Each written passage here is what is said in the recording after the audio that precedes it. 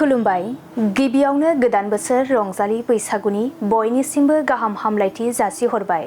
लोगोसे गोजोन फुंबिलि समनि गासैबो बड'लेण्ड बुब्लिनि अनसायगिरिफोरखौ बरायग्रोबाय। दिनै 15 एप्रिल सेथि बैसागु मंगलबारनि फानजामुथिखौ फरायथिनो लादों आं उदांस्रि मुसाहारिया। फानजामुथिनि गिबियाव दं मेष राशि। गोसो गैयाब्लाबो थांलाय फैलाय खालामनांगोन।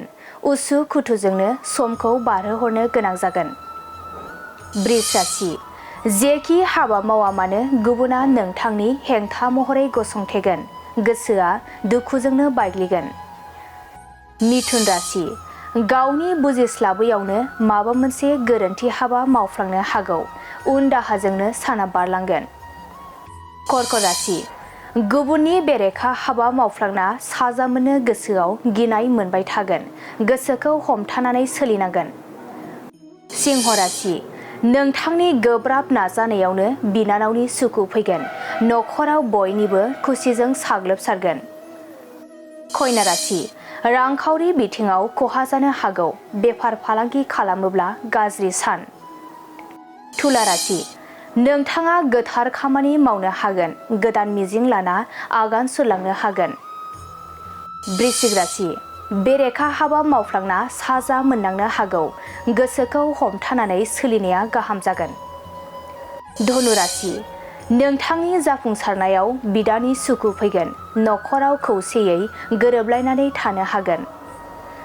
मकर राशि। समाजनि मोजां हाबा मावनो खाबु मोनगोन।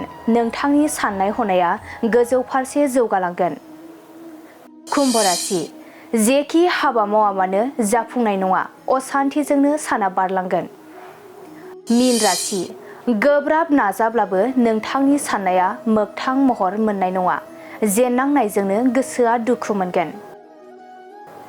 दिनै सानसेनि राशि फरायथिनायाबो एसेनोसै। आसा खालामो नोंथांनि दिनैनि साना मोजाङै मोजां थांगोन। बेखौ बड'लेण्ड बुब्लि नखरनिफ्राय मिजिंथिबाय। गोजोन्थों। मोनसे फोसावथाय दतमा UN एकाडेमि फरायसालिया लानानै फैदों बेसेन नाङै मुं थिसननाय। दतमा UN एकाडेमि फरायसालिया KG 1 निफ्राय थाखो 8 सिमनि थाखाय बेसेन नाङै मुं थिसननाय लानानै फैदों।